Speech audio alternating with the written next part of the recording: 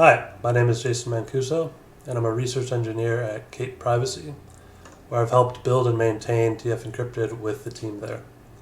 I became involved with collaborative learning through OpenMined 3 years ago when I helped create an early prototype of PySift. This talk is something of a retrospective after 3 years of wrestling with the research and engineering behind this technology. So first, what do I mean collaborative learning? I mean multiple data owners coming together to train a model while preserving some healthy amount of mutual distrust. So this would include, for example, federated learning or encrypted learning, but not encrypted inference and not differentially private training on centralized data. So what does it actually take to perform collaborative learning? This is an important question to answer to start talking about security. Well, we have this image, which is a representation of Google's internal system for federated learning. Now, this is a very specific flavor of learning, cross-device federated learning, where you control everything that you need to on the device because Google builds and maintains the full stack from Android OS all the way up to the Gboard application. Now, the really important question, I think, is how do we extrapolate this success to new use cases?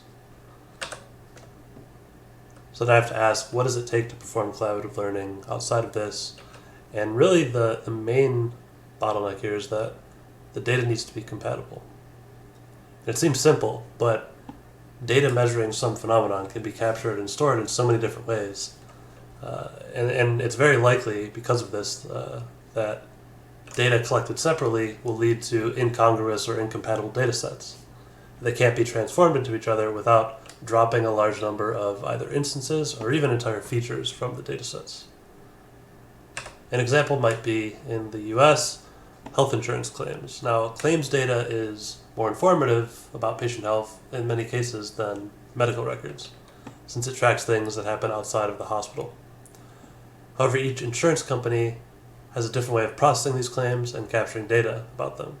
Those differences ultimately make their way into each organization's data model, and so the data models end up mutually inconsistent or incompatible. There's a whole field of healthcare IT around this called interoperability. So we can zoom out and say that in general we have this disparate representation problem.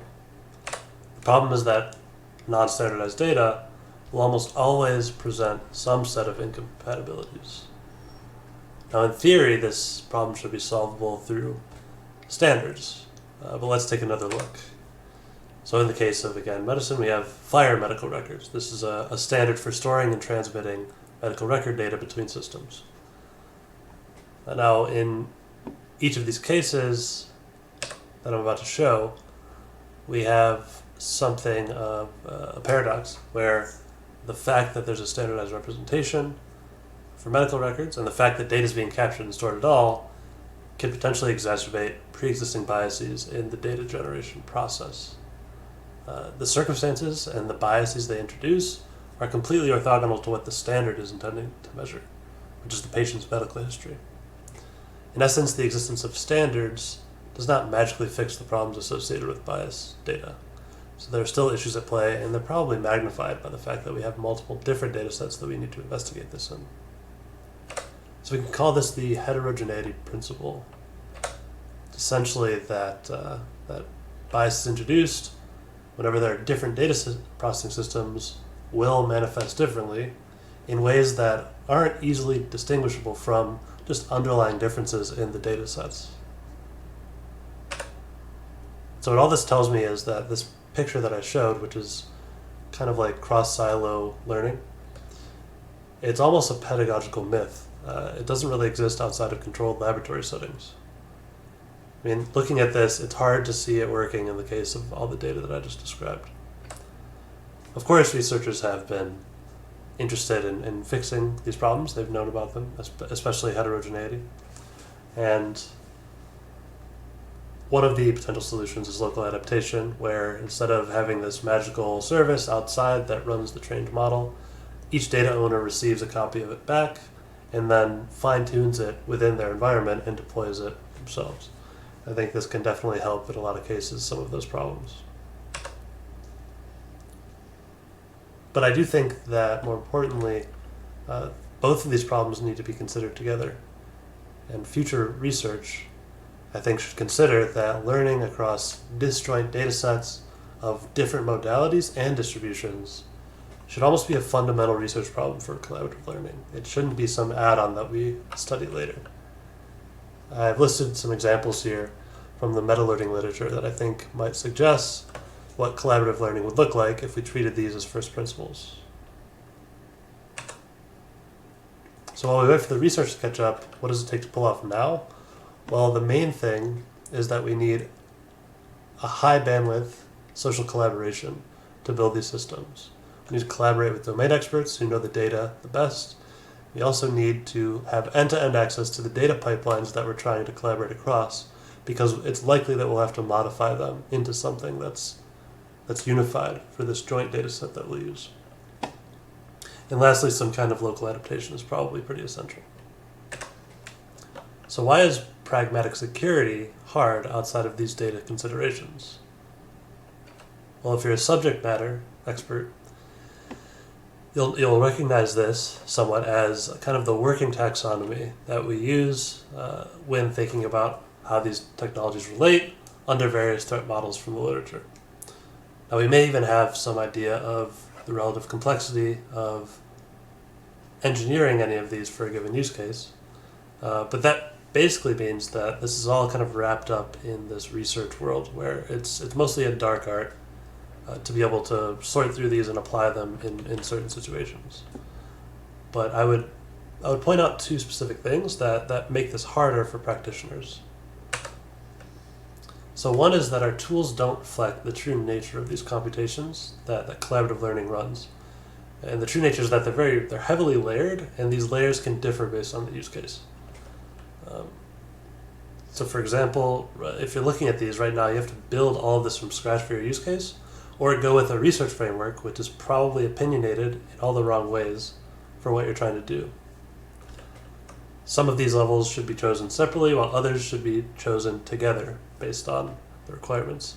For example, you may choose a particular protocol because you have a particular learning algorithm in mind. For example, convolutional neural networks might be better suited for MPC in strong threat models. However, once you've chosen that protocol, you look at your convolutional network and say, well, actually, I could probably restructure this a bit to make it more efficient under this MPC protocol. And so you do that. So there's this kind of complicated interplay between each of the levels of these computations. And it becomes pretty clear once we think about it this way that what we need is a compiler toolchain that can take care of this stuff. But unfortunately, we don't have that in our tools, right? Instead, we kind of have to rely on our intuitions and our sparse experimental data about how these things combine. So there's a big gap in tooling and engineering here between what we would expect given the research. And so being pragmatic as a practitioner is extremely difficult without that. And now the second thing I would say is that while in research security is pretty well defined, in reality it's actually a spectrum, at least in this context. So in the context of collaborative learning, security is really a set of trust relationships built from the preferences of the participants. And these preferences are non-binary. For example, they can be a risk appetite for a given organization, which is going to differ based on the organization's situation. And so security notions used in the literature are generally a poor reflection of this. Well, I've listed 4 examples here that I think could be in some ways more suited to the kinds of requirements that we see in common use cases in industry. I think they're pretty valuable. So I think ultimately what I want to get across here is that collaborative learning is stuck in a rut. I think it's largely kind of conformed to the bad habits of machine learning. It feels a lot like machine learning did before TensorFlow was released. But I think these are natural bottlenecks for a field this nascent to have. But hopefully I've been able to give some concrete recommendations about future research in collaborative learning, at least from an engineer's perspective. Thank you very much, and I hope you enjoy the rest of the conference.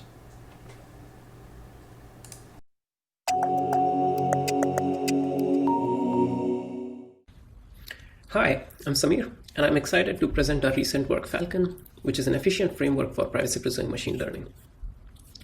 This is joint work with Shruti, Fabrice, Eyal, Pratik, and Tal, and is going to appear in Privacy Enhancing Technologies Symposium 2021. Machine learning has really transformed our society. We just see so many applications which at some level rely on machine learning to improve their services.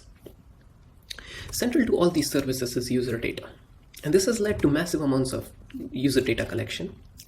On the bright side, it has also led to technological advances which use such data to improve these services. The question is, how do we actually enable such technological advances while also being conscious of the user privacy in this case? So here is a simple abstraction of what a present-day machine learning system would look like. On the left, we have a number of users who have data, and they share their data with this one centralized entity. And the centralized entity then uses this data to train a machine learning algorithm and provide a machine learning service. The issue with such a system is that the service comes at the cost of privacy. In other words, if the users are not willing to share their data, we can't enable such a system to work. So that's where the study of privacy-preserving machine learning systems comes into play, that how can we enable this service while also being conscious of the user's privacy? While there are a number of ways to bootstrap user privacy, for instance, using multi-party computation, homomorphic encryption, federated learning, I'm going to focus on multi-party computation for this talk and take it from there. Before we proceed, I'm going to quickly talk about some of the key takeaways of FALCON. So first, FALCON tries to achieve security against malicious corruptions. In other words, even if one out of the three parties is maliciously corrupt, we still want to have correctness of the protocol execution. Second is the evaluation over large networks and data sets. In FALCON, we try to scale up the evaluation to look at what happens when we run MPC over larger networks, and that's a second key takeaway. And finally, FALCON is highly efficient and is easy to implement. In other words, it's very, very performant compared to other works, as well as relies on simple modular arithmetic, which makes it very, very easy to implement. Let's take a quick machine learning perspective on the same problem. So this is what a simple machine learning network would look like. And like we do in plain text, we just decompose this network into its base functionalities. So on the left, we have the linear layers such as convolution, matrix multiplication. Then we have some activation functions, which are nonlinear functions typically, and then we could have division batch normalization. The key takeaway of MPC is that these nonlinear function computations, computing them exactly is expensive in MPC. And that's where a bulk of this work is also focused in. How do we actually achieve exact computations of these nonlinear functions, but in an efficient manner? So FALCON builds on SecureNN, and this is the functional dependence of SecureNN. If we look here, SecureNN relies on these three subroutines to actually implement a protocol for the derivative of ReLU. ReLU is a comparison function and is really essential to this entire privacy-preserving framework. And any improvement in the ReLU functionality actually amplifies because it's used many, many times over. So first contribution of FALCON is really to eliminate these two expensive subroutines into one subroutine, which immediately gives us a 2x speed up. So FALCON reduces, improves the comparison protocol by doing this transformation. The second key takeaway is also that FALCON is maliciously secure. So typically, this implies the overhead of a protocol would go up when you try to enable it in a stronger adversarial model. In this case, we actually show how we can improve the performance as well as achieve a stronger privacy guarantee. The key challenge here is to enable such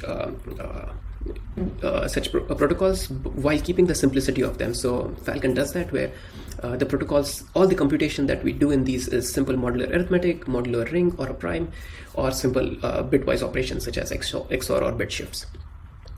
Finally, one other thrust of this work is an efficient protocol for batch normalization, and this enables us to train very, very large networks effectively, because batch norm is an important component of training large networks. This is just an example of the kind of networks we can train. So let's take a look at how we achieve this. So here we have a SecureNN protocol, and it's a three-party protocol, but it relies on a 2 out of 2 secret sharing. Let's look at how we would reconstruct a value A. So a secret A, but we want to reconstruct it. The way the protocol works is simply each party shares their secret with the other party, and now both of them have access to the reconstructed value. The moment we have a maliciously corrupt party, this party can arbitrarily deviate from the protocol and lie about their share. In particular, they can corrupt the output of this protocol, where the reconstructed value A need not be the true value which was to be reconstructed. To do this, we rely on, in Falcon, we rely on a standard paradigm which has been very, very well studied in literature, is to go to a 2 out of 3 secret sharing, or it's also called replicated secret sharing. In replicated secret sharing, we decompose the secret A into 3 parts and then give 2 out of these 3 parts to each of the parties. So each party simply misses 1 out of the 3 parts. Now, it's a mere coincidence that 2 out of 3 refers to each party getting 2 out of these 3 shares. 2 out of 3 actually means that the security of the system breaks down when 2 out of these 3 parties collaborate with each other. So let's take a look at how reconstruction works under replicated secret sharing. So each party simply requests the share it's missing from one of the other parties, and now each party has the secret A. However, the system has redundancy, and which can be used to enforce correct behavior. And in particular, each party can request the missing share from both the other parties. And since it's honest majority corruption, at least one of the neighbors of each party is honest. And hence, we can actually compare the 2 values we receive from the other parties. And if they're not the same, we know that at least one party is behaving maliciously. So that's the basis, and that's the foundation of building the protocols in Falcon. And then we actually build these protocols to achieve the functionality while getting the privacy or the correctness from this paradigm. So I'm going to shift gears and move into some of the evaluation part of Falcon. So Falcon is developed entirely in C++ and will be released hopefully soon at this link. There's a lot of people who have been requesting me to release the code. So I'll try to do that as soon as possible. I again want to stress on the fact that protocols, once we build the base computation model of Falcon, like protocols are really, really easy to implement, and they can almost be read from the pseudocode in the paper to direct implementations. Finally, we also study a number of different networks, going from smaller networks, this is the number of parameters in these networks, to very, very large networks. So the first sort of quick result, I won't go into the depth of these, is really comparing the performance in private inference or private training of Falcon with prior works. Falcon generally favors very, very favorably compared to all these prior works. It's also very communication efficient, using a smaller ring size compared to prior works. So I won't go into the details of this, but I'll refer you to the paper where we also have results on the larger networks and much more comprehensive evaluation of these. One other interesting experiment which we did was we take the end-to-end time for private inference on these different networks and normalize them to 100%, but we split each one into 2 different components, the cost which comes from the communication and the cost which comes from the computation. As we can see here, as we go to larger networks, computation starts becoming a dominant cost in the entire network because the matrix multiplications happening in these networks have just become too large. This is a really interesting insight because it challenges our conventional understanding of MPC being communication bound. It's important to improve the communication complexity of the protocols, but once we go to large networks, it's also important to factor into the computation cost of these protocols. Finally, here's a simple experiment we run which really shows this thing. So on the left, we have the clear text computation happening over 64-bit floating point values. And on the right, we have the Falcon multi-party computation output, which is happening over 32-bit data types with all kinds of approximations in it.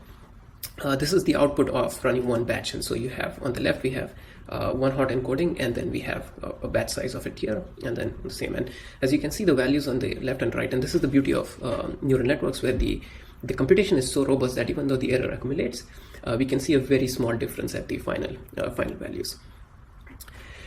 We also run more experiments or more details on this experiment, and I refer to the paper.